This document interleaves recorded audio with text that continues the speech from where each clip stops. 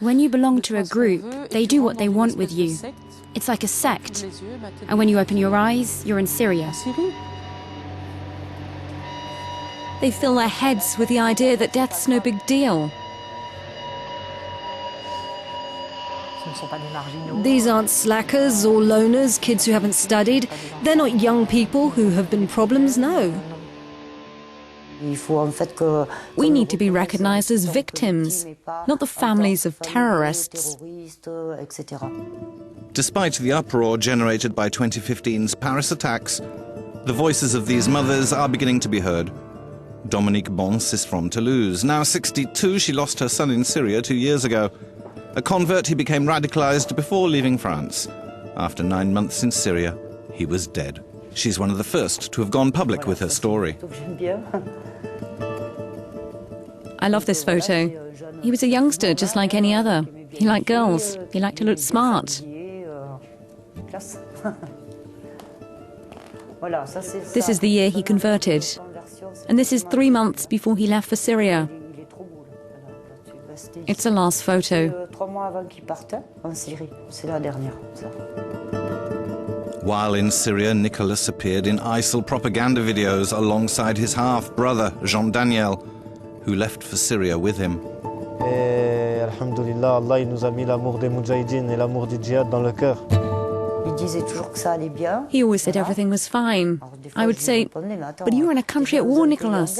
Don't tell me everything's fine. It's not possible. Dominique is convinced her son was swayed by a recruiting network operating outside his place of worship. I don't think this came from inside the mosque. I think it was an exterior influence. I think there are touts, agents. There's certainly a human element, a network. That's clear. And now, of course, there are online social networks. They're very clever. They get in the kids' heads, rub out the past like with a power hose, teach them death isn't serious, is inevitable, and can be good. Then they aren't scared of death. How insane is that? Dominique set up an association, Syrie Prévention Famille. Its goal is to prevent families from becoming isolated and prevention. It also aims to bring people together so their voices can be heard.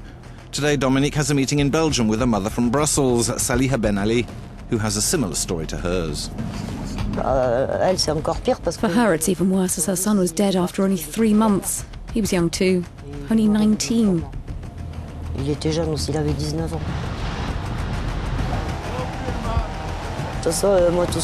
Everything I do right now is to bring this to the attention of the public.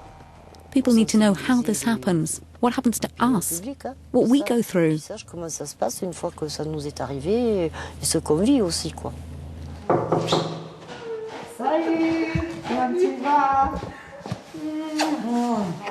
Saliha is originally from Morocco.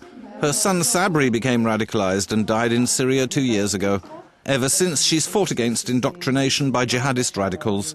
She's created and runs the association Save Belgium, or Society Against Violent Extremism. What we do is prevention and raising young people's and families' awareness of the issues, and also working in a support role with families affected. You try to bring them something you wish you had been offered when you were in that drama. Since the Paris attacks, Saliha has had the feeling she's been listened to more.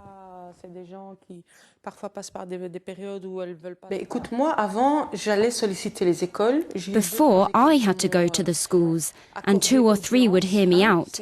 But since November 13, it's the schools phoning me up, begging for help. This after 2 years working in the field. Back in France, in Narbonne, another mother, another story. Christine's very careful about what she's willing to say. Her 29-year-old son is still alive and in Syria. He converted in May 2014 and 9 months later, he was in Syria. Occasionally, mother and son exchange instant messages. Christine doesn't want to give his name or their family name and only shows childhood photos. Here are some photos of my son. He wasn't a little boy who fought at school. He was gentle and very reserved.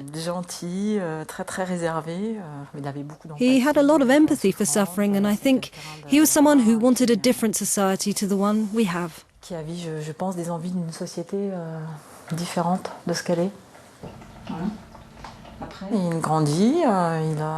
Later on, when he was bigger, he lived in Paris. A normal life. He worked, he liked hard rock, he was like any young man of his time. Then he met the wrong people and converted to Islam. Then everything moved very quickly. He radicalized, then disappeared.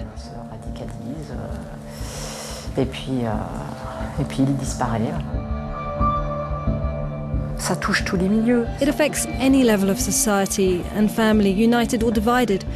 It hurts Muslim families, it hurts Christian families. It affects every social class. Ça touche toutes les catégories sociales. On se reproche toujours des choses. We're always blaming ourselves. We tell ourselves that we missed a sign early on, that if we'd said something in a different way, with hindsight we can change the world. I did what I could, for good or ill. I don't know. But in any case, I gave all my love to my children. Mais en tout cas, tout mon amour, j'ai donné à mes enfants. Ça a à voir avec une façon de penser de ces jeunes-là. It has something to do with how these young people think, seeking a social model, a sort of quest. Is that a bad thing in itself? Because in fact, the criminals, the dangerous ones, where are they? They're looking straight at our kids, remote controlling them onto this path. They're the ones who we should be going after. In a documentary film, La Chambre Vide, Saliha allows the camera to follow her daily life and mourning close up. Dominique was at the film's premiere in Brussels. The movie will help bring these women's voices out of the silence and underlines their conviction that they have a role to play in the fight against radicalization. Il est parti un matin du mois d'août. Il est mort 3 mois et demi de temps après là-bas. Ils se sont engagés pour cette société. Salia et les autres mamans. Je suis très touchée par ce film. Franchement, moi, je suis prête à intervenir. I'm ready to speak to any young people, to tell them about the suffering they can bring to their families. And above all, the certain death that awaits them over there. C'est la mort assurée si vous partez là-bas. Et vraiment vous encourager dans tout ça, quoi. Vraiment, je me souviens de dingue. Les bombardements. The bombings are getting heavier, and their life is tough. Ils vivent péniblement. Many have died, and fighters' lives hang by a thread. La vie est suspendue à un fil.